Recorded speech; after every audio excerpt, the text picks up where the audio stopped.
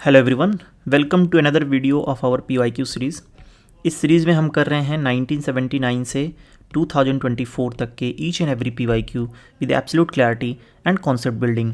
इस पूरी सीरीज़ का उद्देश्य है प्लस 40 मार्क्स इंक्रीज़ करना अपने अपकमिंग प्रीलिम्स में। बीइंग सेड दैट, हमने इकॉनमी स्टार्ट कर दी है। पार्ट 1 अपलोड हो चुका है जिसमें हमने मनी एंड बैंकिंग से 1979 से 2000 तक के क्वेश्चंस कवर किए हुए हैं। इस वीडियो में मैं 2000 से लेकर 2024 तक के करना चाहता था, बट भाई साहब इतने क्वेश्चन आए हुए हैं मनी एंड बैंकिंग से कि उनको एक वीडियो में कवर करने में 2-3 घंटे की वीडियो बन सकती है।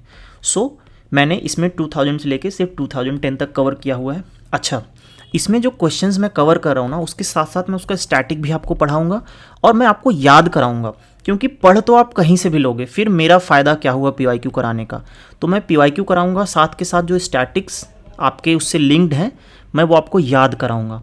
और उसके साथ साथ लेट से कोई क्वेश्चन 2000 का है, सो 2025 में उसका क्या रेलेवेंस हो सकता है, हमारा कुछ करंट अफेयर का कोई पॉइंट हो गया या जो ट्रेंड चेंज हुए हैं इकॉनमी में, उसको भी मैं इसमें टेक केयर कर रहा हूँ। तो अगर आप ये वाली PYQ सीरीज़ मेरे साथ कर रहे हो तो इसके अलावा आपको कहीं भी जाने की ज़रूरत नहीं है PYQ सॉल्व करने के लिए। मैं बीच बीच में कुछ आपको होमवर्क दूंगा, वो आप नोट करते रहो और उसको श्रद्धापूर्वक आपको करना है। 1-2 क्वेश्चंस भी मैं पूछ सकता हूँ कमेंट में, वो भी आपको आंसर करने हैं। Being said that, let's start with our first question. 2002 पूछता है, consider the following: currency with public, demand deposit with the banks, time deposit with the banks. पूछ रहा है कि M3 का पार्ट कौन कौन होता है। देखो, इकॉनमी के जितने भी कॉन्सेप्ट मैं आपको बताऊंगा ना, मैं इतनी क्लैरिटी और इतनी सिंप्लिसिटी के साथ बताऊंगा कि आप जो आपके दुकान में पान वाले भैया हैं उनको भी मनी बैंकिंग फाइनेंस पढ़ा के आ जाओगे। सिंप्लिसिटी रखेंगे ताकि एग्ज़ाम में ना ब्रेन चल सके, कि सब्जी मंडी में आप खरीदने गए हो, सप्लाई डिमांड आपको दिखने लगे। इस तरह से ही क्वेश्चन सॉल्व हो गए एग्ज़ाम हॉल में। अगर आप ऐसे बहुत फैंसी लैंग्वेज, बहुत इकोनॉमिस्ट बनने की कोशिश करेंगे तो फिर वो क्वेश्चन नहीं कन्वर्ट होते हैं। सो अब स्टार्ट करते हैं। M3 के बारे में पूछा है तो M3 के सारे सिबलिंग्स को एक्सप्लोर करेंगे, M0, M1, M2, M3, M4। ठीक है, तो देखो M0 क्या होता है, इसको हाई पावर्ड मनी बोलते हैं। It is created by RBI, मतलब RBI इतना पैसा क्रिएट करता है। अच्छा, RBI ऐसा नहीं है कि अगले दिन गवर्नर का मन किया और वो उठ के उसने 2 लाख करोड़ पैसे छाप दिए। उसके भी कुछ रूल होते हैं, उनके कुछ एसेट्स होते हैं, उसके कुछ लाइबिलिटी होते हैं, दोनों को बैलेंस करके ही RBI अपनी मनी क्रिएट करता है। तो जो RBI का एसेट वाला पोर्शन है, RBI का जो लाइबिलिटी वाला पोर्शन है, वो जाके आप एक बार ध्यान से देखना। ठीक है, now let's explore M1, M2, M3 and M4। So M1 और M2 को नैरो मनी बोलते हैं, M3 एंड M4 को ब्रॉड मनी बोलते हैं। M1 में क्या होता है, cash with public plus demand deposit of the bank. Demand deposit क्या होता है कि मतलब अपना चालू खाता या सेविंग अकाउंट, जिसमें आप कभी भी पैसे डाल सकते हो, कभी भी निकाल सकते हो, मतलब रोज़मर्रा के काम के लिए जो बैंक में पैसे रखते हैं उसको डिमांड डिपॉजिट बोला जाता है। तो M1 में क्या आ गया, करेंसी जो आपके हाथ में है, नोट, प्लस जो आपने डिमांड डिपॉजिट बैंक में रख रखा है जो कभी भी आप निकाल सकते हो। M2 में क्या आ जाएगा, M1 सेम रहेगा प्लस जो पोस्ट ऑफिस में डिमांड डिपॉजिट है वो भी ऐड हो जाएगा। अब M3 आता है। अच्छा, जो M3 है ना, this is very important money. जो सारे इकोनॉमिस्ट होते हैं, जो RBI होता है, सब कोई M3 को ही टारगेट करता है, तो इसलिए M3 ही इंपॉर्टेंट है हमारे लिए। तो M3 क्या होता है, करेंसी विद पब्लिक, मतलब पब्लिक के हाथ में जो करेंसी है, plus everything of commercial banks. Everything में क्या आ गया, demand deposit plus time deposit. ठीक है, so this M3 is important. इसको हम क्या बोलते हैं, एग्रीगेटेड मनी भी बोलते हैं। ठीक है, ये मनी, एग्रीगेटेड मनी जो है वो बहुत इंपॉर्टेंट होता है मनी मल्टीप्लायर कैलकुलेट करने के लिए। तो मनी मल्टीप्लायर का फॉर्मूला क्या होता है, M3/M0। और मनी मल्टीप्लायर की वैल्यू जितनी अच्छी होगी उतनी ही हमारी इकॉनमी सर्कुलेशन में है, ऐसा माना जाता है। ठीक है, so this is why M3 is become more important, इसलिए इसमें M3 के बारे में ही पूछा था।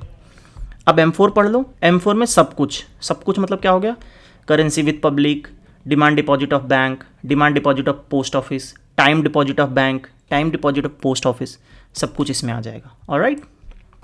अच्छा, जो डिपॉजिट मैं बार बार कह रहा हूँ ना, डिमांड डिपॉजिट, टाइम डिपॉजिट, ये डिपॉजिट जो है वो जनता का पैसा ही माना जाएगा। हो सकता है कि एक बैंक दूसरे बैंक में भी पैसा जमा करे, so that will not come under this M1 M2 M3 calculation. So ये आपको ध्यान रखना है, ये हल्का सा घुमा सकता है। अब इसमें ऐसे पूछ सकता है कि how many of them are component of M3, only 1, only 2, only 3, only 4। तो ये हो गई आपकी आम जिंदगी जो 2002 में आता था, और जो अभी मैंने बताया हो जाएगी आपकी मेंटोस जिंदगी जो 2025 में आएगा। सो इस तरह हमें इसको सॉल्व करना है। अच्छा, नेक्स्ट क्वेश्चन।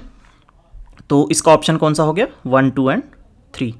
साथ साथ मार्क करते चलेंगे ताकि मैं आपको जब PDF शेयर करूं तो आपको आंसर भी पता हो। Alright, next question. Next question क्या कह रहा है? Consider the following financial institution in India.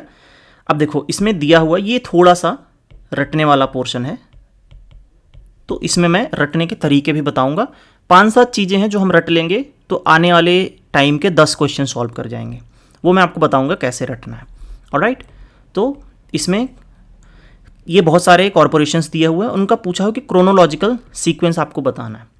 अब थोड़ा सा देखते हैं कि अच्छा देखो इनका ना एग्जैक्ट ईयर इंपॉर्टेंट नहीं है बट क्रोनोलॉजी इंपॉर्टेंट है। तो क्रोनोलॉजी में देखते हैं जो IFCI है, Indian financial corporation of India, something like that, ये सबसे पहले ये इस्टेब्लिश हुआ था, फिर NSIC हुआ था, फिर ICICI हुआ था, फिर IDBI अपना वो industrial development bank of India. उसके बाद जो पांचों अपने ऑल इंडिया फाइनेंशियल इंस्टीट्यूट हैं वो हुए थे। अब पांचों में सबसे पहले एग्जिम बना था, फिर नाबार्ड, फिर नेशनल हाउसिंग बैंक, फिर सिडबी, फिर नाफेड जो है बहुत लेटेस्ट अभी 2020-19 में ही बना है। ठीक है, एक बार फिर से, सबसे पहले IFCI बना, उसके बाद NSIC, उसके बाद ICICI, फिर IDBI, फिर अपने पांचों ऑल इंडिया फाइनेंशियल इंस्टीट्यूट, और उसमें इनका क्रम है एग्जिम, नाबार्ड, NHB, सिडबी, नाफेड। ठीक है, ये 2 बार बस देख लेना आप, क्योंकि मैंने 2 बार देखा, तीसरी बार मैं पढ़ा रहा हूँ, मुझे याद हो गया है। तो आप भी 2-3 बार देखोगे, ट्रस्ट मी आपको याद आ जाएगा। IFCI, NSIC, ICI, IDBI, पांचों अपने AFI, उसमें EXIM, NABARD, NHB, SIDBI and NAFED. ठीक है, सो अब जब हमारे पास ये इतनी इन्फॉर्मेशन आ गई तो अब हम इसमें देखते हैं कि हम कहाँ कर सकते हैं। तो हमें ये सबसे पहले दिख गया। अब देखो मुझे इतना पता था कि जो नाबार्ड वगैरह हैं ये थोड़ा लेटेस्ट वाला मामला है, तो मैंने सोचा था कि मैं नाबार्ड को लास्ट में रखूँगा, और लास्ट में नाबार्ड सिर्फ इसमें आ रहा है। ठीक है, सो ये आपका क्वेश्चन हो गया। अब देखो जैसे आप ये चीज़ पेपर में पढ़ के गए, ओके, मैं एक स्टूडेंट हूँ, आप भी एक स्टूडेंट हो, एंड आई एक्सपेक्ट कि इसमें से ना आपको सब कुछ याद नहीं रहेगा। हो सकता है कि ये पूरा ही भूल जाए, बट आपको अगर एक चीज़ याद रह गई ना कि यार जो ये पांचों अपने ऑल इंडिया फाइनेंशियल इंस्टीट्यूट थे वो लास्ट में बने थे, मतलब बाद में उनका क्रिएशन हुआ था, तो हो सकता है आप 2 ऑप्शन एलिमिनेट कर जाओ। ठीक है, तो मैंने क्या किया, मैंने आपकी प्रोबेबिलिटी जो 1/4 थी मैंने उसको 1/2 कर दिया, सिर्फ इस सिंपल स्टेटमेंट से कि जो पांचों ऑल इंडिया फाइनेंशियल इंस्टीट्यूट थे वो काफ़ी लास्ट में बने थे, और नाबफिड जो था जो इंफ्रास्ट्रक्चर वाला, मतलब अभी जब से ये मोदी गवर्नमेंट आई है उसके बाद से इंफ्रा पे फोकस बढ़ा है, तो नाबफिड जो है सबसे लास्ट में बना है। तो हो सकता है इस इन्फॉर्मेशन से और इस इन्फॉर्मेशन से आप क्वेश्चंस को एलिमिनेट कर दो। अगर आप 50-50 भी पहुंच गए, टेक योर चांस, तो आपका जो 1/2 का चांस आ जाएगा ना वो आपको सिलेक्शन के बहुत करीब ले आएगा। सो मैं आई एम नॉट एक्सपेक्टिंग कि आप इसको 100% याद कर लो, अगर कर लोगे अच्छी बात है, 2 बार देखोगे याद हो जाएगा। बट इवन अगर नहीं भी हुआ और ये सिर्फ 2 इन्फॉर्मेशन आपके ब्रेन में रह गई कि all India financial institute last में थे, नाफिड सबसे लास्ट में था, काम हो जाएगा 90% of the time. Okay, so let's go 2004 का नेक्स्ट क्वेश्चन। अब इसमें क्या पूछ रहा है कि नेशनल हाउसिंग बैंक और स्मॉल इंडस्ट्रियल बैंक, इनके बारे में पूछ रहा है कि ये सेटअप कैसे हुए थे और इनको ओन कौन करता है, इस तरह की बात हुई। अब आप एक चीज़ बहुत ध्यान से देखना, मैं चिल्ला चिल्ला के इसमें कह रहा हूँ ना, all India financial institute important है। अगर आप पिछली वीडियो देखो और ये वीडियो देखो, कुछ नहीं तो 8 क्वेश्चन अभी तक आ चुके हैं सिर्फ 10 से 12 साल में। You can see the pattern, और उससे ना आपका एक बाउंड्री बन रहा है कि यार पूछ क्या रहा है। उनके फंक्शंस पूछ रहा है, उनके कौन कितना ओन कर रहा है, उनका कब इस्टेब्लिशमेंट हुआ था, इस तरह के कुछ बेसिक 4-5 चीज़ें पूछ रहा है। तो जब आप प्रिपेयर करो ना तो सिर्फ उसी के बारे में जाओ, उतना ही पढ़ो। ऐसा नहीं कि आप उसके सेक्शंस के बारे में घुस गए या ऐसे फालतू की जानकारी इकट्ठा करने लगे, क्योंकि वो पूछ ही नहीं रहा है। सो इस पूरे PYQ सीरीज़ का 2 ही उद्देश्य है, एक आपकी बाउंड्री सेट करना, दूसरा आपको रियलाइज़ कराना कि how important PYQs are. Okay, being said that अब पूछ रहा है कि national housing bank the apex institution of housing finance in India, मतलब इसने बता दिया कि जो NHB है वो हाउसिंग फाइनेंस का अपेक्स इंस्टीट्यूशन है। What set up as a whole owned subsidiary of RBI, ठीक है। The small industrial development bank of India was established as a wholly owned subsidiary of IDBI। अब थोड़ा सा देख लेते हैं। तो अब मैं जो चारों अपने हैं, चारों के बारे में आपको थोड़ा थोड़ा बता दूंगा। जो एक्जिम है एक्सपोर्ट इम्पोर्ट के लिए, that is 100% owned by government of India. जो नाबार्ड है, पहले RBI कुछ परसेंट था, अब 100% owned by government of India. जो नेशनल हाउसिंग बैंक है, पहले RBI के पास 100% था, now it is 100% owned by government of India. So EXIM, NABARD, national housing bank, ये तीनों पे गवर्नमेंट ऑफ इंडिया का 100% ओनरशिप है। SIDBI पहले IDBI का 100% था, अब इस पे SBI, LIC, ये सब छोटे मोटे बैंक हैं, इनमें परसेंटेज शेयर हुआ है। आपका होमवर्क क्या है, नाब फिड के बारे में आपको ऐड करना है कि इसका ओनर कौन है और कितना परसेंटेज है, ठीक है। ये आपका होमवर्क है और कसम है आपको होमवर्क करना है, आलस नहीं दिखानी, ठीक है। तो ये चीज़ हमने जानी है। अब तो क्या बोला कि NHB जो है वो set up as a whole subsidiary of reserve bank of India, बिल्कुल सही है, ऑप्शन 1 करेक्ट। SIDBI कह रहा है was establish as a wholly owned subsidiary of IDBI, बिल्कुल सही है। So 1 and option 2 are correct, ठीक है।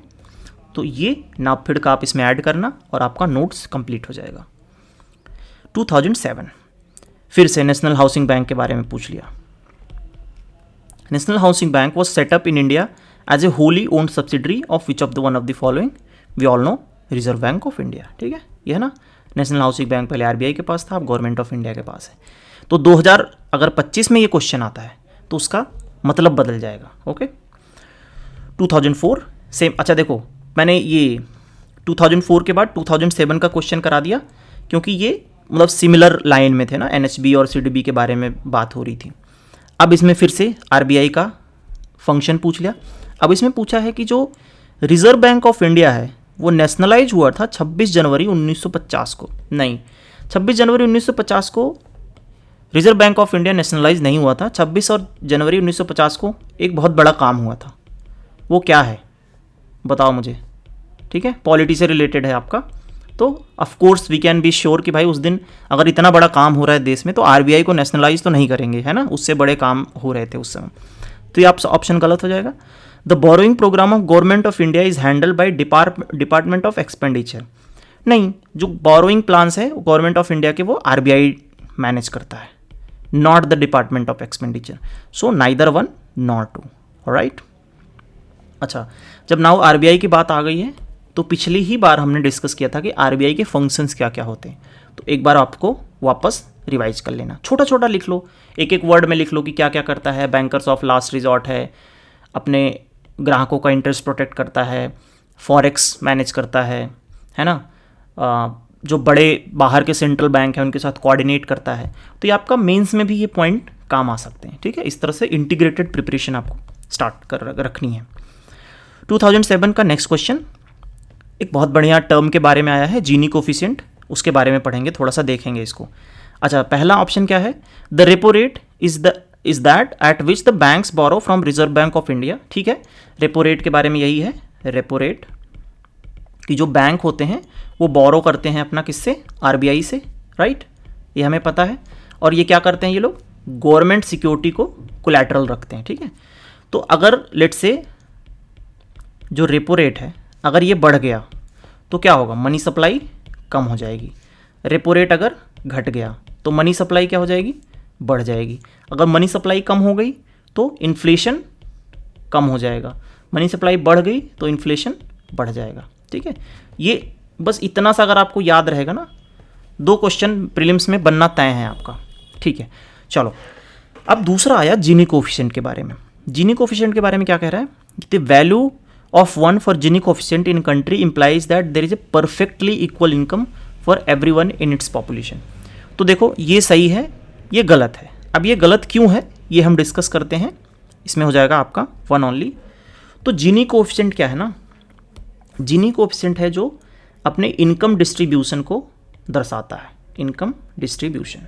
अब देखो ये जीनी, ये अपना जीरो है जीनी कोएफिशिएंट, ठीक है, इसको हम जीरो बोल देते हैं। अब इसको मैं जीरो क्यों बोल रहा हूँ, क्योंकि जब जीरो होता है ना, जीनी कोएफिशिएंट जब जीरो होगा तो अपनी परफेक्ट इक्वालिटी होगी, जब वन होगा तो परफेक्ट इनइक्वालिटी होगी। इंडिया में हम कहाँ लाई कर रहे हैं, कहीं यहाँ पे 0.63 के पास। अब देखो, अब यहाँ पे शेयर ऑफ टोटल इनकम है एक्स एक्सिस पे, यहाँ पे है percentage of income tax filer. अगर आप देखो कि अगर हम जीरो मान लें तो परफेक्टली इनकम, क्योंकि 20% टोटल इनकम है, डिस्ट्रीब्यूट कितनों में हुई, 20% में हुई, सॉरी ये देखो 20% टोटल इनकम है, डिस्ट्रीब्यूट हुई 20% में, 40% में डिस्ट्रीब्यूट हुई 40% की इनकम। लेकिन अगर जीनी कोएफिशिएंट ऐसा कुछ आ जाए, मतलब थोड़ा स्क्यूड हो जाए, मतलब परफेक्ट से थोड़ा नीचे आ जाए, तो अब देखो यहाँ प्रॉब्लम क्या आ रही है कि जो 50% इनकम है ना, वो कितनों में डिस्ट्रीब्यूट हुई है, सिर्फ 10 से 15% लोगों में।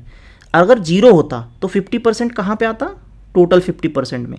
तो मतलब ये परफेक्ट इक्वालिटी दिखा रहा है जब अपना जीनी कोएफिशिएंट जीरो होता है। लेट्स से यहाँ पे तो 90% ऑफ टोटल इनकम कितने लोगों में शेयर हो रही है, मात्र 40% में, ठीक है। तो अपना इंडिया में इसलिए कह रहे हैं कि इनइक्वालिटी बढ़ती जा रही है।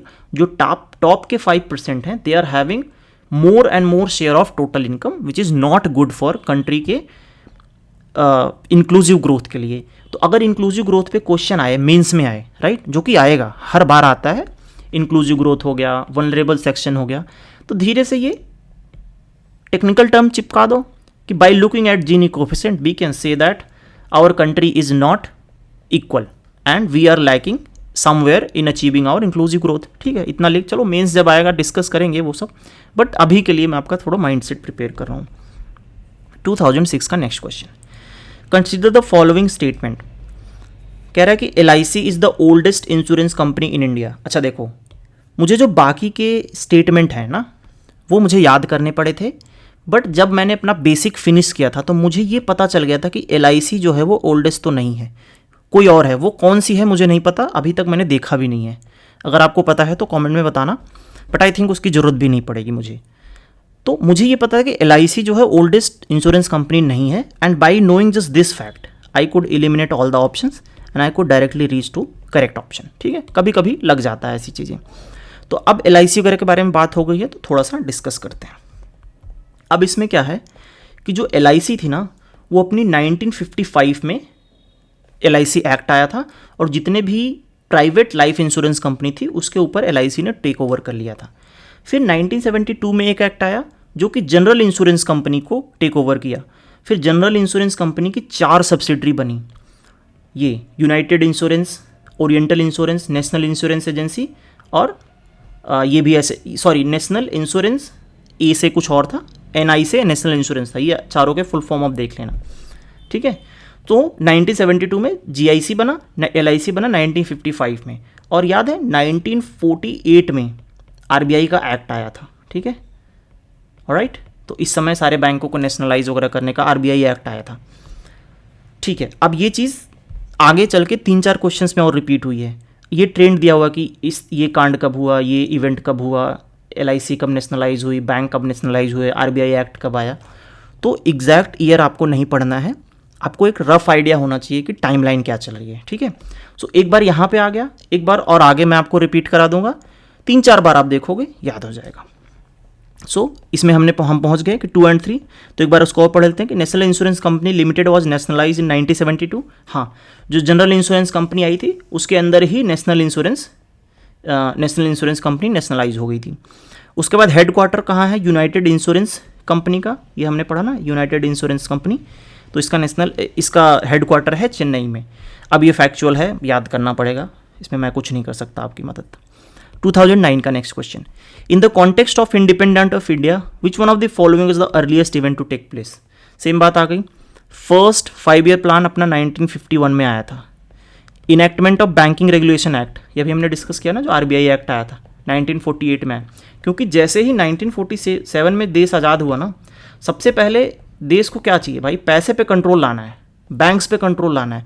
5 ईयर प्लान तो बनता रहेगा, नेशनलाइजेशन होते रहेंगे, सबसे पहले बैंकों पे नकेल कसना है। तो सबसे पहला काम यही हुआ था, आपका enactment of banking regulation act आया था। Alright, so being said that, बाकियों के भी देख लेते हैं क्या क्या हुआ। कि नेशनलाइजेशन ऑफ इंश्योरेंस कंपनी कब हुआ था, 1955 से 1956 में, ये हमने अभी डिस्कस किया ना, ये वाला पॉइंट। उसके बाद nationalisation of state bank of India 1955 में हुआ था, और ये हमने पहले भी पढ़ रखा बाय द वे। उसके बाद 1951 में अपना फर्स्ट 5 ईयर प्लान आया था। ओके, सो इसमें more to come on the same line, क्योंकि बाकी के जो क्वेश्चन आए वो 2010 से 2024 में आए हुए हैं। तो मैंने इसमें यहाँ पे स्पेस छोड़ दिया था कि मैं इनको यहीं में ऐड कर दूंगा, बट मैं 2010 से ऊपर जा नहीं पाया because of obviously the question number ज़्यादा थे। सो जैसे ही आएगा मैं आगे डिस्कस करूंगा, और ये टाइम लाइन्स भी मैं वहाँ मेंशन कर दूंगा। तो एक बार हम यहाँ पढ़ चुके हैं, 2-3 बार आगे पढ़ेंगे और आपको याद हो जाएगा। Alright, next question, Basel norms पे क्वेश्चन पूछा है। बासेल नॉर्म्स, बासेल कन्वेंशन, दो चीज़ें हैं, अलग अलग हैं, इसमें कंफ्यूज नहीं रहना। पता चला बासेल नॉर्म पूछा, हम बासेल कन्वेंशन लगा के आ गए।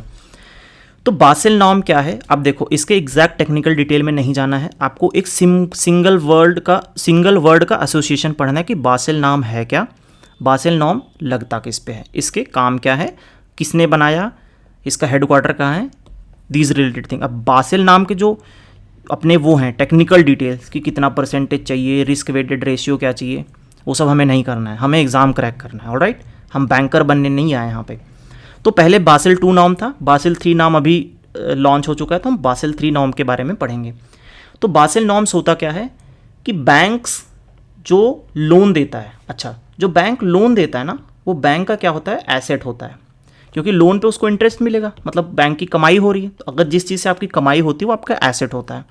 और जो बैंक में डिपॉजिट होता है ना, जैसे अगर मैंने और आपने बैंक में पैसा जमा किया तो बैंक की लाइबिलिटी है वो, क्योंकि बैंक को हमें इंटरेस्ट देना पड़ेगा, मतलब बैंक हमको इंटरेस्ट देगा। तो ये चीज़ आई होप आपको क्लियर हो। तो अपने रिस्क को रिड्यूस करने के लिए, मतलब जैसे बैंक ने किसी को लोन दिया, जैसे विजय माल्या टाइप, और उन्होंने डिफ़ॉल्ट कर दिया, तो इस रिस्क को रिड्यूस करने के लिए बैंक को कुछ मेजर्स लेने पड़ते हैं कि आपको कुछ एसेट अपने पास रखने हैं, आपका जितना NPA है, मतलब नॉन परफॉर्मिंग एसेट है, उसके रिस्पेक्ट में आपको कुछ रेशियो मेंटेन करना, जिसको रिस्क वेटेड एवरेज कहते हैं, बट उसमें डिटेल में नहीं जाना। ऑलराइट, तो उसको बासेल नॉर्म्स डिसाइड करता है। तो बासेल नॉर्म क्या है, एक ग्लोबल नॉर्म है जो कि इनकरेज करता है सेंट्रल बैंक को, जैसे अपने यहाँ RBI को इनकरेज करेगा कि भाई जो आपके यहाँ बैंक हैं जो लोन वगैरह दे रहे हैं, इन पे आप थोड़ा सा बासेल नॉर्म को अप्लाई करो।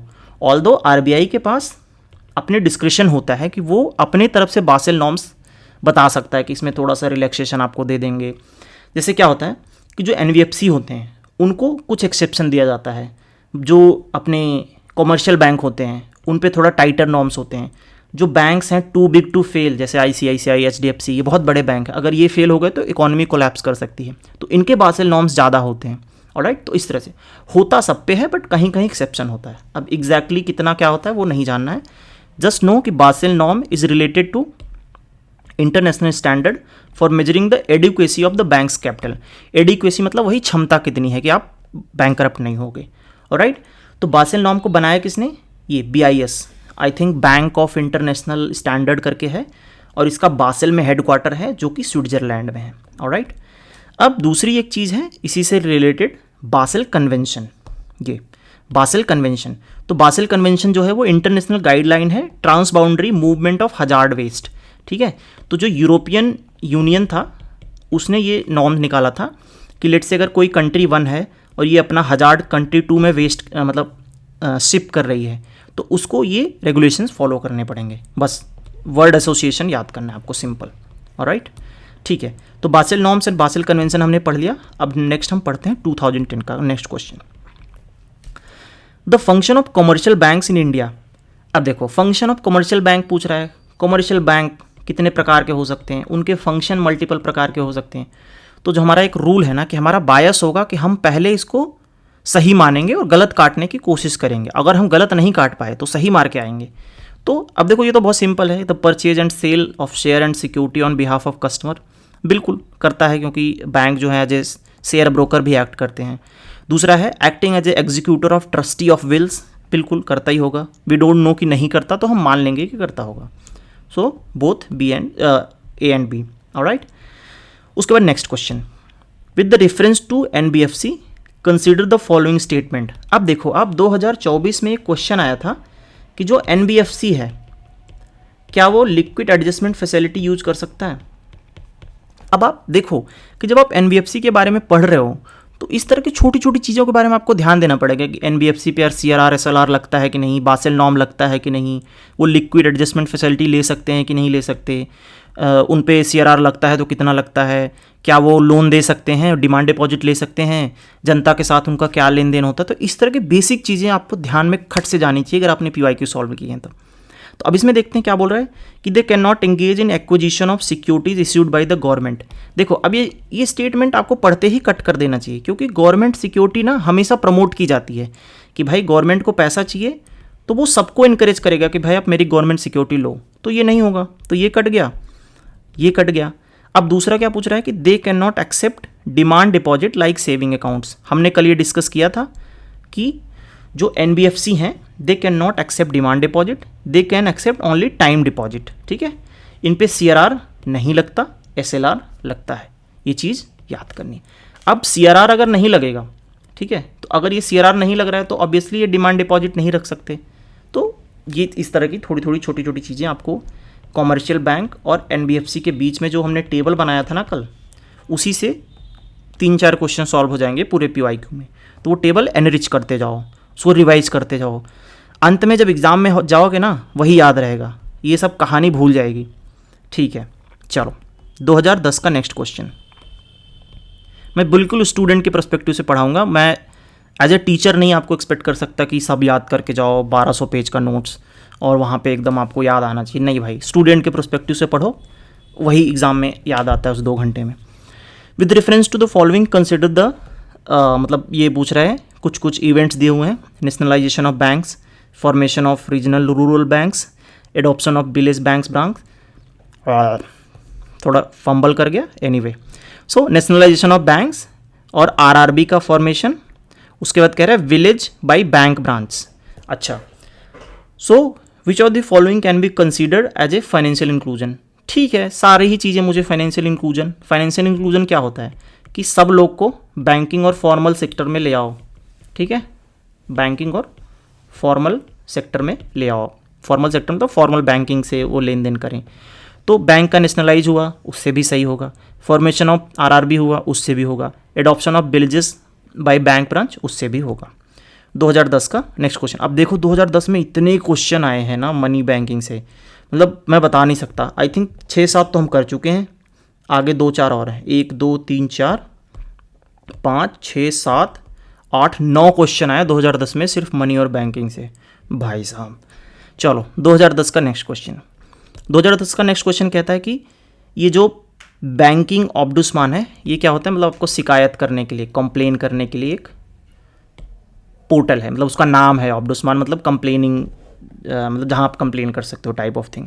सो इसमें पूछ रहा है which statement is not correct. देखते हैं, इज़ अपॉइंटेड बाय आरबीआई, बिल्कुल सही है। मैंने बताया था ना कि आरबीआई जो है वो ग्राहकों के हित की रक्षा करता है, तो वो कैसे करेगा, ऑब्डुस्मान बनाएगा कि भाई अगर कुछ दिक्कत हो तो यहाँ पर कंप्लेन करो। दूसरा कह रहा है कि ombudsman can consider complaints from NRI, बिल्कुल करेगा, मतलब there is no reason not to. उसके बाद कह रहा है कि orders pass by ombudsman are final and binding, ये थोड़ा सा डाउटफुल लग रहा है। नेक्स्ट देख लेते हैं, the service provided by banking ombudsman are free of any fee, बिल्कुल ठीक है, ये सही लग रहा है। तो सी ऑप्शन गलत हो गया इसमें। ऑलराइट, तो अगर ये ऑब्डुस्मान की बात हो गई है तो बात कर लेते हैं कि इसके थोड़ा और स्टैटिक के बारे में पढ़ लेते हैं।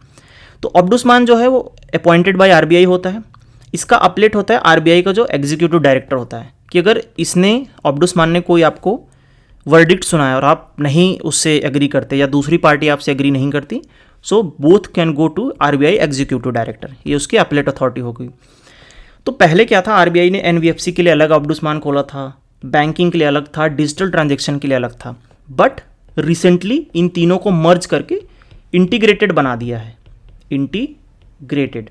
Now it has become one nation one ombudsman. ठीक है, वैसे भी हम बहुत सारे वन नेशन वन XYZ के बारे में जा रहे, जैसे one nation one election, one nation one Aadhaar card, तो इस तरह से भी ये भी था कि वन नेशन वन ऑब्डुस्मान के बारे में ये आरबीआई का इनिशिएटिव था। तो ये थोड़ा सा करंट का ट्रेंड था जो मैंने आपको ऐड कर दिया।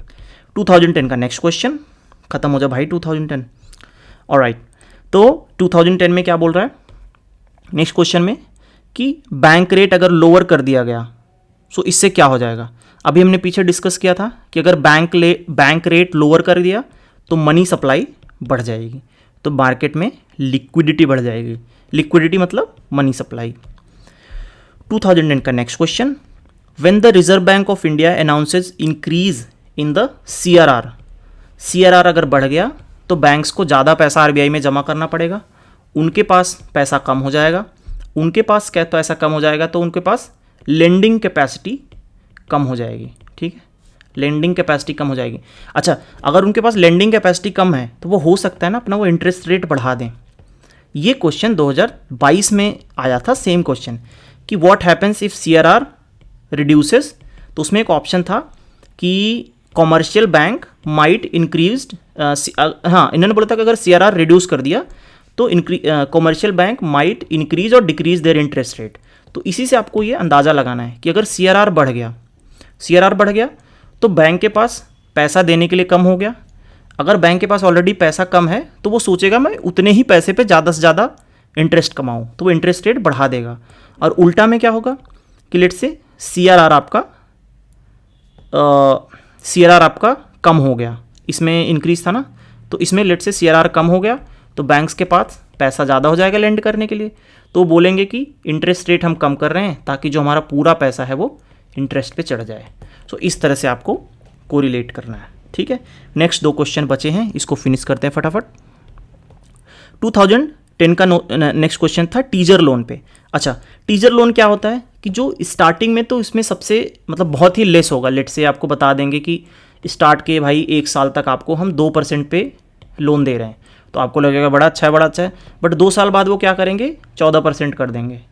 ठीक है, आपको लगेगा 2 साल में आप भर दोगे, लेट से नहीं भर पाए तो 14% कर देंगे, तो इसको टीजर लोन बोलते हैं। जैसे फिल्मों का भी एक टीजर आता है ना, जो आपको थोड़ा लुभाने के लिए होता है कि ये देखो इसमें इतना एक्शन है, इतने हीरो हैं, ये वो, ताकि आप उसमें एक बार फंस जाओ और फिर वो आपको आगे प्रोसीड करा सकें। सो इसको आरबीआई ने बैन तो नहीं किया हुआ है, बट इस पर स्ट्रिक्टर नॉर्म्स लगाए हैं कि आपको टीजर लोन देने के कुछ रूल्स हैं जो आपको फॉलो करने पड़ेंगे। एनीवे, तो इसमें क्या कह रहा है, टीजर लोन कह रहा है it is considered as a suspect of subprime lending and bank में be expose to risk of defaulter. बिल्कुल सही है कि अगर आपने पहले 2% लिया था फिर 14% कर दिया, अब हो सकता है वो पैसा दे ही ना भाग जाए, तो फिर आपका एनपीए हो जाएगा, सब प्राइम लेंडिंग हो जाएगी। सब प्राइम मतलब ये होता है कि जो एनपीए कन्वर्ट हो जाए, alright, non performing asset. In India the teaser loan are mostly given to the inexperienced entrepreneurs to setup manufacturing और एक्सपोर्ट यूनिट्स। नहीं, ये मतलब फालतू स्टेटमेंट है, इसमें कुछ दम नहीं है। मतलब टीजर लोन का एंटरप्रेन्योर से कोई लेने देने नहीं है, so this is just a confusing statement. 2010 का और इस वीडियो का last question, in India the interest rate on saving account in all nationalise commercial bank is fixed by. अच्छा, ये फिक्स्ड होता है आरबीआई के द्वारा, और आरबीआई ना आपको एग्जैक्ट परसेंटेज नहीं बताती है, वो आपको एक फॉर्मूला देती है कि ये हमारा कोई एक्सटर्नल बेंचमार्क है, एक एक्सटर्नल बेंचमार्क है, प्लस आपको जो प्रॉफिट कमाना है वो ऐड करो, प्लस जो ग्राहक का रिस्क मीटर है उस हिसाब से आपको चार्ज करना है जो सेविंग अकाउंट, ये इतना आपको इंटरेस्ट रेट चार्ज करना है। तो मतलब मेनली जो इंटरेस्ट सेविंग अकाउंट में इंटरेस्ट रेट है या जो लेंडिंग रेट है वो सब मोस्टली आरबीआई ही तय करता है, बट डायरेक्ट नहीं करता, एक तरह का फॉर्मूला देता है। क्योंकि याद है हमारी नरसिम्हम कमेटी ने बोला था कि भाई बैंकों को डीरेगुलेट करो, तो पहले क्या होता था कि आरबीआई सीधा बोल देता कि देखो X% से ऊपर आप नहीं ले सकते। अब वो एक फॉर्मूला देगा, उस फॉर्मूले में जो प्रॉफिट है अब ये बैंक अपने हिसाब से तय कर सकता है, रिस्क प्रीमियम जो है वो भी बैंक अपने हिसाब से तय कर सकता है।